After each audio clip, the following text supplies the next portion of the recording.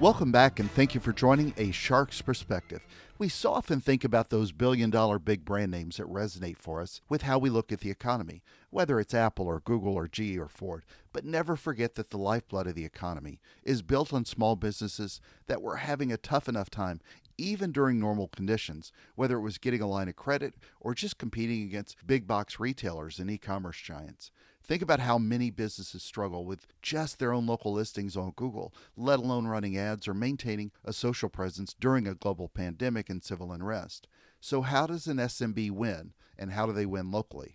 Jeff Turbow is a marketing consultant, speaker, and founder of Winning Local. And on this episode, we'll discuss helping small to medium-sized businesses, Google My Business, TikTok, local TV, Facebook, fundamentals, creating wow moments, updating hours on local listings so I can show up on time to hoard toilet paper, Grisham movies, tassel wabagons, and a lot more. So let's tune in to a local SMB marketer with a winning shark who's likely to be swimming in a local ocean near you on this episode of A Shark's Perspective.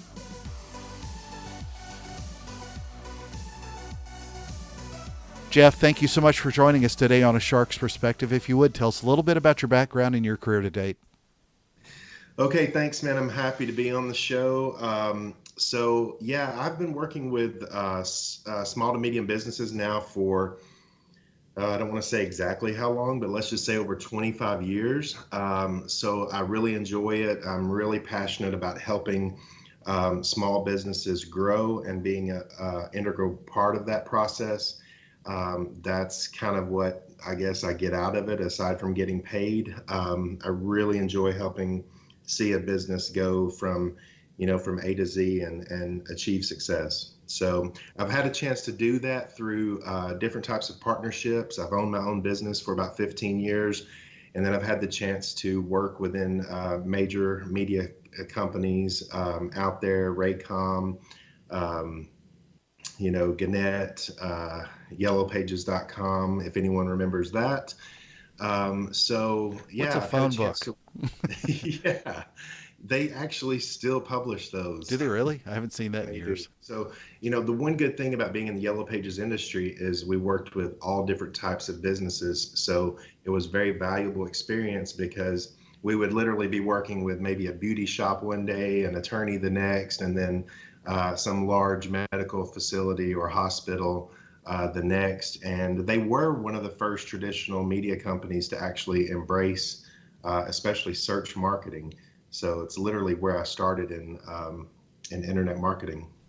So we met at a conference, and I'm trying to remember. We met at a conference in New York where we both spoke.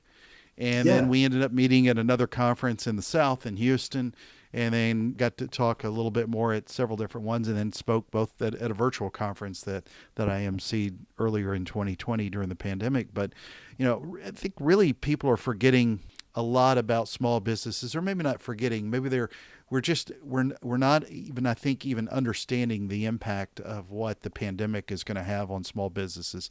So many struggled just to fight in a normal world against the big box retailers, but especially now when you think of where they have to position themselves. Because, if you remember, so many of them, even that had inventory, were not considered essential. Yet they're having to compete, especially on an e-commerce route, against a lot of companies like Amazon, for example, that would have been considered essential with good reason. It's not necessarily a way to poo-poo on Amazon or Walmart, but there's so many small businesses that were really just struggling and trying to compete in the rest of the world. So now we're at a place that hopefully, as we start to see some light at the end of the tunnel with pandemic, it's really now a fight to survive and hopefully get back to thriving like in the good old days back in 2019 before the pandemic and murder hornets and college cheating scandals and important stuff like that. So how do you kind of look, at least initially, at how to start thinking about how to help these small businesses strive and thrive and survive and so on? Yeah. So basically, over the past few months, definitely since being connected so much to small and medium businesses, my heart is very heavy for them right now, because what a lot of people, we all know that there's a pandemic going on, but what we don't really understand is that these small businesses are dealing with a convergence of not just this terrible pandemic that's happened that no one really understands how how to navigate, but they were also in the middle of a financial Yeah. situation, and Hard then to get a loan. also, yeah, and they're still dealing with many of them. A large majority are still dealing with how to navigate this internet revolution. So now you've taken and put all of that on them, and they're having to deal with that instantly. And that's just taking and wiping out so many small to medium businesses. So, what to describe some of the businesses that you typically work with, the size of them, and the makeup and structure of a lot of the small businesses you work with today?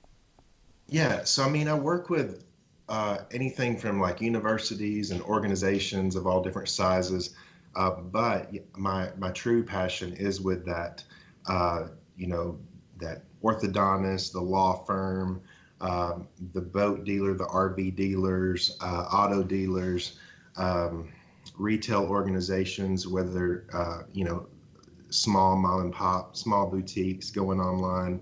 So those are the kind of, I guess, typical categories that I work with: medical spas, just services and needs that we have every day. So, where do you think that marketers are missing today when dealing with small businesses? Because so much of what we preach about, we often think about with the billion-dollar brands. And a lot of Mhm. that advice doesn't work the same way at a $1 million to $2 million brand, if that. That's right. Well, even those levels of businesses are having to rethink everything as well. But where I think people are missing the mark, especially marketers or people, anyone that's in sales or business development, is they are still too focused on being sales centric and not customer centric. You know, really trying to push and peddle the latest, greatest versus what is really, truly the best tactic for the budget that the client has. And we all get caught up in the new whistles and whatever's coolest and what's trending. And like right now, I've got clients calling me and asking me, do I need to get on TikTok? And I'm like, well, do you know what your Google? When's the last time you updated your Google My Business listing? And they're like, what is that? Exactly. So I'm like, no, you don't need to be thinking about TikTok if you haven't logged into your Google My Business. So I try to bring people back to the basics and the fundamentals and make sure that that platform and that foundation is stable before they get too crazy with stacking on and layering on too many things. And I think marketers just run out and assume that these small to medium businesses already have a good website, it's converting traffic, they've got their Facebook or Instagram under control. And so now they're ready for this new hot latest and greatest, and they're really not. And by getting them down that path, it can further divert their attention from something that's super, super critical right now. But are you on TikTok? That's what we need to know. Are you doing shuffle dances and You might find me. I'm not going to talk too much about that. Let's just say I have a 14-year-old daughter. How does that? there you go. Yeah. That that makes sense. So I often find, and at least I wonder, the great majority of the businesses out there today, the fuel of the economy of the engine here in the U.S. are small businesses. So Yeah. great majority of the businesses in this country are small businesses. And one of the conferences where we both spoke, when we spoke in New York, not every business is a large business, but obviously you see a larger confluence of agencies servicing larger businesses in New York. Then Right. we met at a conference in Houston. And although Houston is, the fourth largest city in the country, it still is fueled by mostly small businesses. So I often wonder, and I was sitting there in Houston last year, you start thinking about, is this the kind of advice that's going to service a small business? And you've spoken at quite a few conferences before. Do you think that people are typically getting the kind of advice, especially at conferences, that they need to get to help fuel a good small business? I do. I think overall they do. I think that a lot of times the conferences are exactly what we said about the marketers. The conferences themselves want to be innovative. They want to portray the image of having the newest and most innovative speakers Yeah. and topics. And so they often kind of push to the side the basics and the fundamentals, but typically they're still there. So I do still think that most of the conferences, at least that I've been familiar with, You get a little bit of it all. I think it gets Agreed. confusing though Yeah. for that small business owner, because they have to take all of that information and then they have to decide, well, what's my top priority? And I agree. A lot of the advice is really, really good. But what you often see is so many of the high profile names, those big brand names that sell sponsorships, Yeah, you get it. But Bob's Pizza, which has been thriving for 35 years and isn't going anywhere, his needs are much different than a large ERP. But a lot of times you're going to run to go listen to the big technology company or something like that. And so it becomes confusing. And then sometimes those big companies will tell a prettier story about TikTok, for example. And so right. it becomes really confusing for small businesses. I've talked a lot about this on my show as well when thinking about being in survival mode, focusing on customers more, and also changing a lot of the content. What else are you talking about other than content and that, but also other channels? What other channels in the paid media space? Where do you think people need to start investing their money as we come out of the pandemic? So, generally speaking, about the small to medium business, I still think that they're struggling to understand Facebook. I think they've kind of gotten to the point where they understand they need to be on How search so? media. Well, because it's interesting that I still hear people saying that they think people are leaving Facebook, and it's more of a younger demo, or if it's much more of an older demographic. And I keep hearing those kind of rumors, and it's really it's upsetting to know that businesses have that perception about Facebook, because it's just not the case. And so some of them have like moved to Twitter, or they're moving to Instagram. They're taking their foot off of the Facebook base to steal over to Instagram. And again, it's about fundamentals, and it's about having a right building your business on a good solid foundation. And so when you start chasing different shiny objects, you lose ground sometimes with your foundation. And so I really just keep these businesses, especially small to medium, really focused on making sure that that very basic foundation of Google, Facebook, Google My Business, um, and possibly Instagram for many now. Make sure that that's really strong before layering in other things, and also making sure that they're gathering data, because many small to medium businesses aren't collecting email addresses. They're not collecting text numbers, again, because that's not the hot sizzle of the day. But it's so important that if someone walks in your store, if they don't buy anything, you could still get a huge asset if you just collect an email address and a text, because you can now retarget that customer. So again, that sounds so old school, but it's the fundamentals and it's the foundation. And I think that's what most are lacking. And it comes from just getting different direction from different marketers of, hey, try this, and have you heard about this? And this is so cool. You should be doing this. And so they get frustrated and they just almost want to throw their hands in the air. Yeah, and it's funny too because I was just thinking about something you said, especially with TikTok again. Is TikTok? A lot of TikTokers are frustrated that so many people that are not just Generation Z have moved into the platform because it's been fun, not necessarily leaving Facebook, but you're seeing Yeah. a much more diverse crowd. And so, regardless if you're on any channel, still understanding your fundamentals. And I love the point about being strong in the ones that you're currently in, especially with, I mean, the one with Google My Business, especially just drives me insane because if you look at the pandemic, how few of them updated their listings where and when they were open for retail.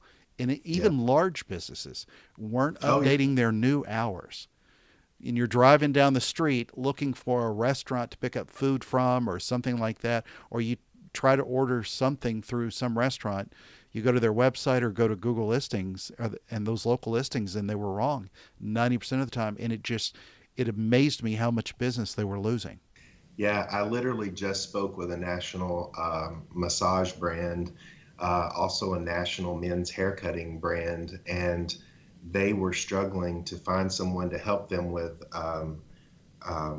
making sure that everything was updated there. And they were working with an agency, and I was just like shocked that they were struggling to find help in that space. That should be so easy to fix and update.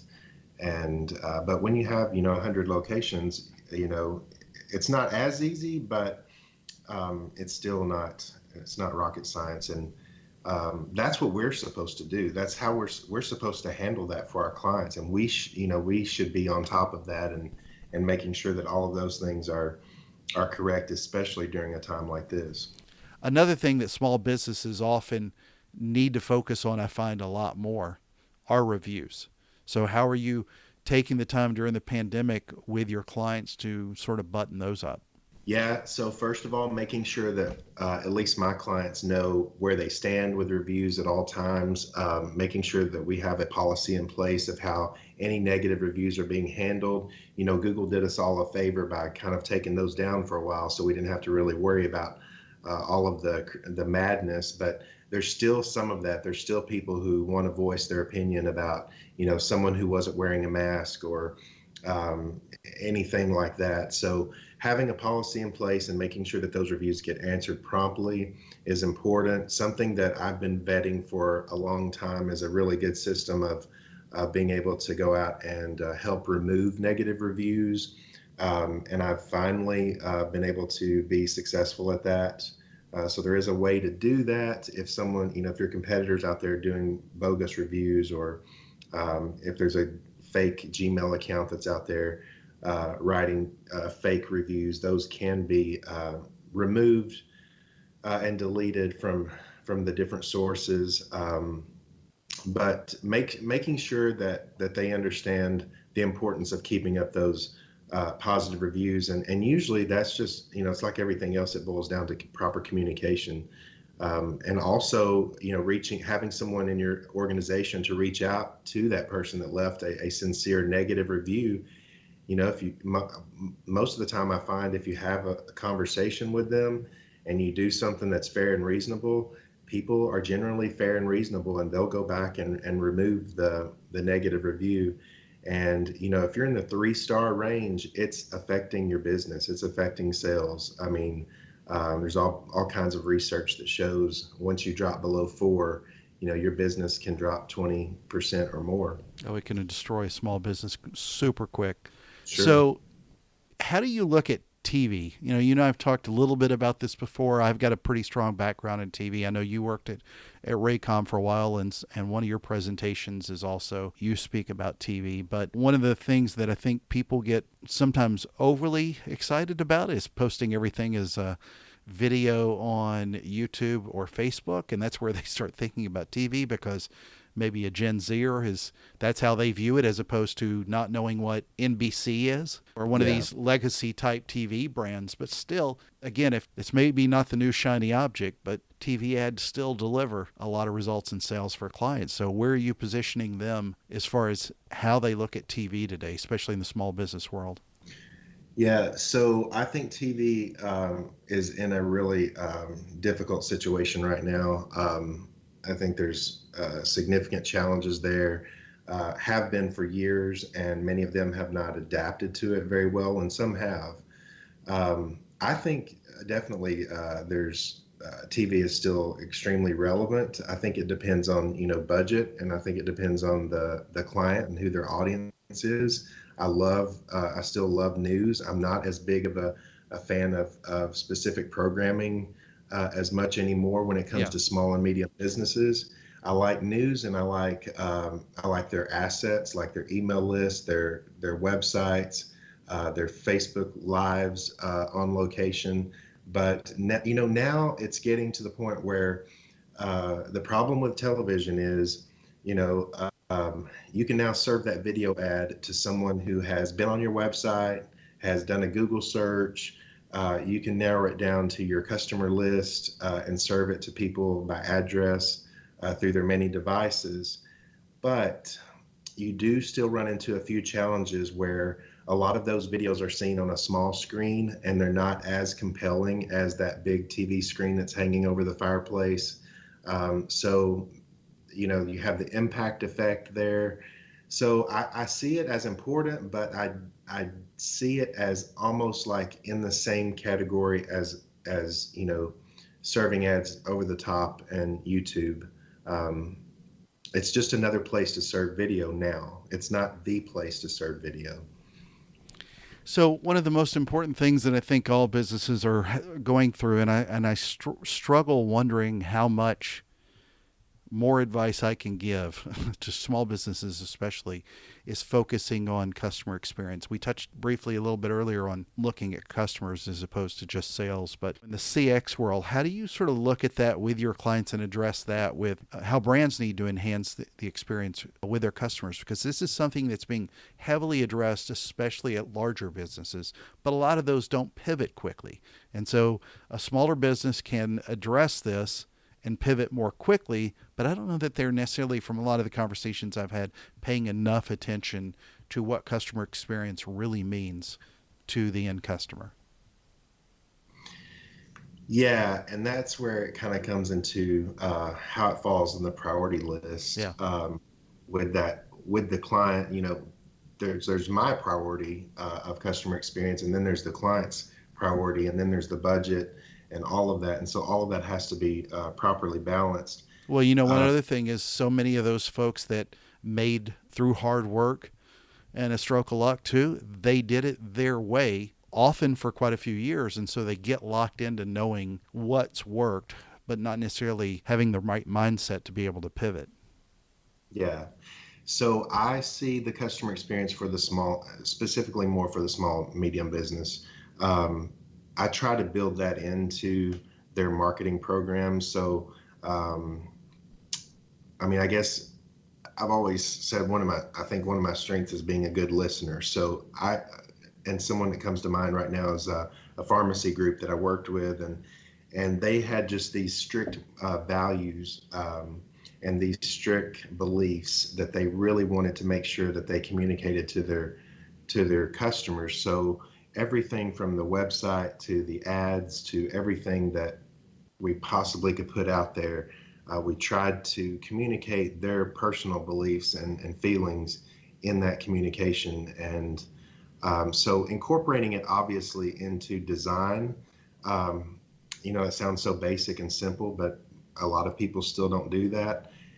That's just a basic, like almost no cost way of doing it. But then you can get into unique customer experiences, from when they go and visit a certain vehicle on a website that they're remarketed or retargeted or sent emails that are based around that particular vehicle that they're interested in, so that they don't feel like they're just in some sort of cookie cutter marketing program.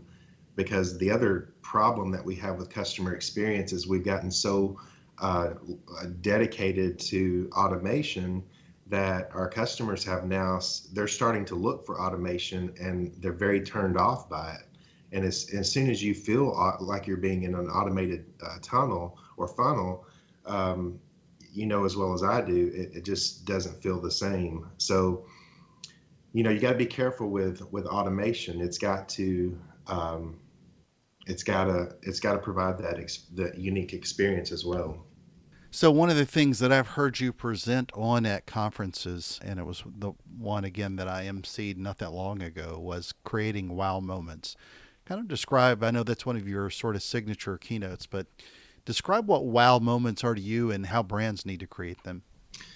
Yeah, so it's basically I kind of use it with my small and medium clients to kind of break out of the monotony of advertising that happens throughout the year. A lot of times we get kind of stuck in this rut of, just posting again on Facebook. And so one of the things I've always done is I've tried to um, get my clients engaged in having events throughout the year. And it could be surrounding like Mother's Day, Father's Day. And when I say event, it doesn't have to be like an on location event. It could just be something that's happening online. But that's kind of how I adapted, or how I kind of labeled wow moments. Um, and I really love that presentation, because I get to talk about, Samsung and what they did at the Oscars, and I get to talk about Oreo and what they did at the Super Bowl. But then I can also talk about, someone like California Pizza, which is still a major company, but how their simple little wow moment built around Mother's Day could be used by any business, any restaurant out there without a huge expense. So what I mean is basically just maximizing a holiday or an opportunity, or maybe even I use wow moments to take a negative and turn it into a positive. Um, I'm going to give you a couple of examples if you want. Yeah, absolutely. So I've got an orthodontist right now, and their community is going through kind of a rebranding, trying to create a more positive image. They've had a lot of negative press lately, and so they went out and painted these "I love" their city name on buildings, so that hopefully people would take their picture there. Be like Instagram moments. And so this orthodontist was looking. They do T-shirts every year for back to school, and so they give a T-shirt to every new patient. So we've really used that to create like really good like community buzz. But this year we did something different. We took that "I love" city name. And we put it on masks. And so we're doing a relationship with a local nonprofit to where the nonprofit is going to get money from it, but then the community is going to get masks, and these masks are going to spread the community love and support. And at the same time, her brand is going to be lifted as well. So that thing is taking off right now. We just started that actually yesterday, and I mean it's going crazy. People want these masks. And it just has so many little tentacles of positive impacts, but yet it wasn't a very expensive campaign to launch. So for a small to medium business, that's what I mean by wow moments. They need to create moments throughout the year that really draws significant attention to their business. And if you really just create a little strategy time and you just set aside a little bit of extra budget, you can really do some really big impactful moments throughout the year, instead of just running that same old thing, all year long and being kind of stale in the market. So give us a couple of tips on how we do that. Okay, so some quick, free, inexpensive tips that a small to medium business can use right now is um, one thing is that I liked. Well, actually, this was a large company idea, but Lowe's, if you remember, they opened 1 hour early for seniors, which was really cool. It was really good for that particular audience, and it was also really good for them because it gave them a chance to kind of get acclimated to the day. Also, instead of having a lot of traffic in your stores, maybe take advantage of this time to do like VIP pricing or events. So maybe you literally are closed to the public for 3 or 4 hours during the day, and the only people that can come and attend are those on your email list. So it's a VIP, private reveal or special pricing event.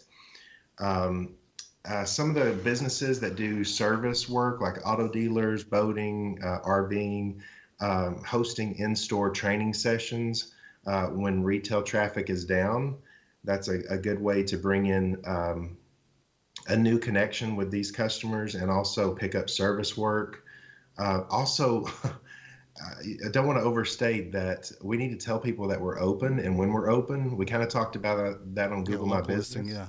But a lot of businesses, I mean, I literally was just at the mall yesterday and I couldn't believe it that they closed at 7 o'clock.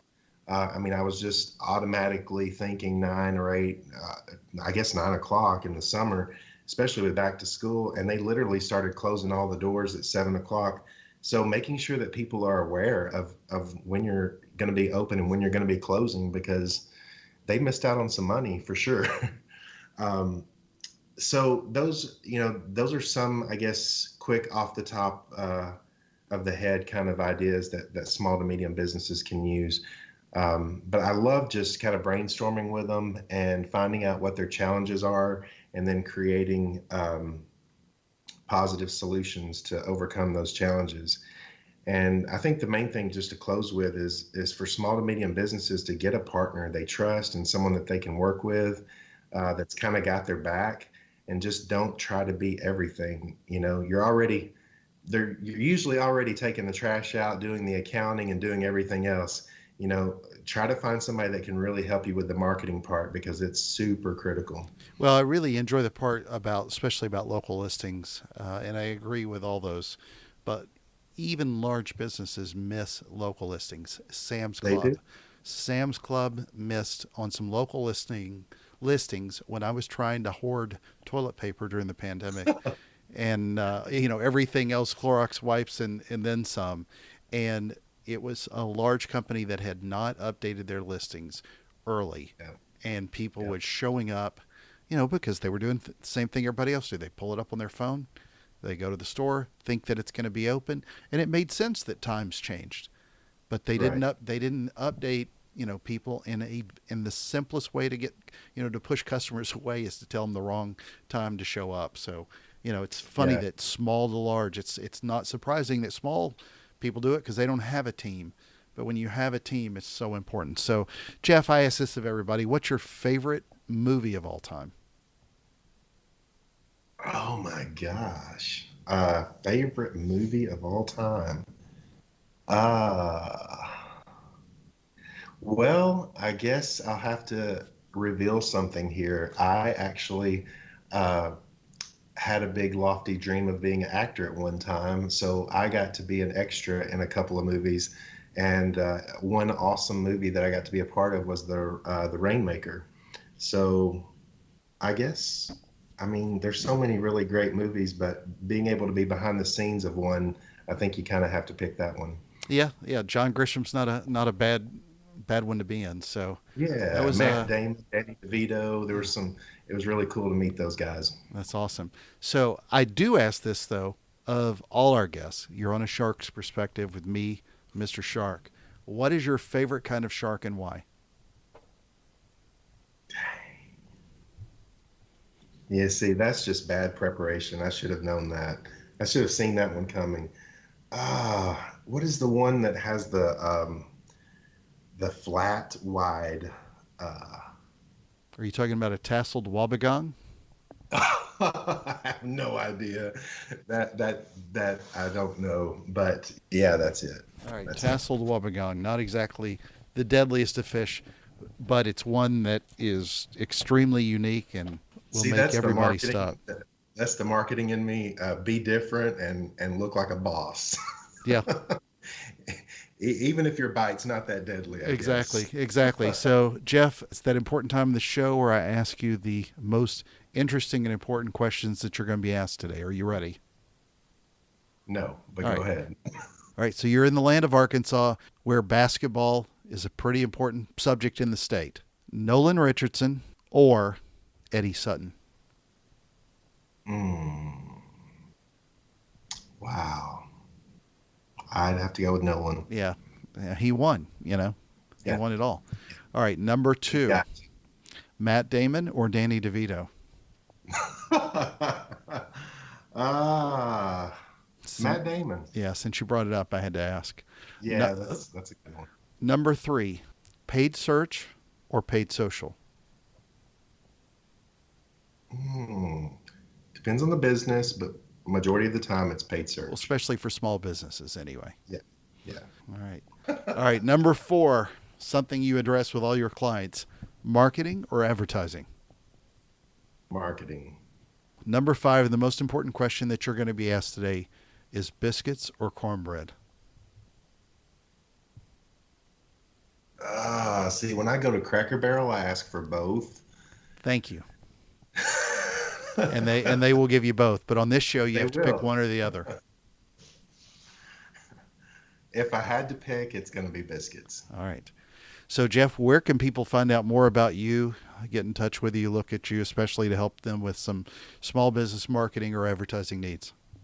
I would love to. I'm taking on new clients now, so they can Google Jeff Turnbow. You can go to jeffturnbow.com, reachturnbow.com, or my new brand, winninglocal.com. Great. Jeff, thank you again for being with us today on A Shark's Perspective. Thanks so much. Good to be with the shark today. You bet.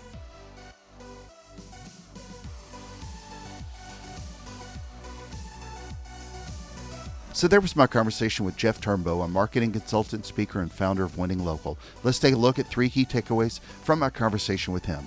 First, let's start with working on your fundamentals. Most businesses struggle with little things like Google and running ads or their own social media. Then what's more important to driving business? Having a cool ad or video on a new channel, or focusing on perfecting the channels you're on, especially like updating your G&B hours of operation or running ads effectively on Facebook or even Instagram, where more buyers likely are. If you've got time and money and won't get distracted, then go have fun with a new channel. But unless your audience is only on that new channel, make sure you perfect the ones first where you know they are. Is TikTok or any social channel important? Quite possibly and likely yes. I've watched and enjoyed way too much TikTok lately, but is that what's driving business to your store or your website? But then you've got to ask, if the phones don't ring or sales don't come in, is it too late to ask yourself, were you wrong about putting too much emphasis on that new channel? The basics come down to starting with killing it, with the fundamentals of your business and on the channels where your customers are. In order to succeed, it's not being diverted or distracted by bright, shiny new objects. Second, no better place for customer experience than at the small local business level. That tailor-made focus they have on taking care of you is what made you their customer. They hear you at a closer level. They actually have a phone number where you can easily talk to someone. But then it's where a lot of companies miss, because it's where experience falls on their priority level because they think they can grow to make a sacrifice for it. Customers may lower the bar on expectation with small businesses, but only to some degree. I know I give a benefit of the doubt to them often on occasion, but if you only had $100 to spend on something, you don't want that money to go to waste, or you didn't work less hard for that $100 because the smaller business doesn't treat you well. When SMBs start prioritizing CX lower and lower, then they often lose customers to their bigger competitors. Never lose sight of experience as part of a growth strategy. It's often what makes you different, and it stops a lot of the churn and burn.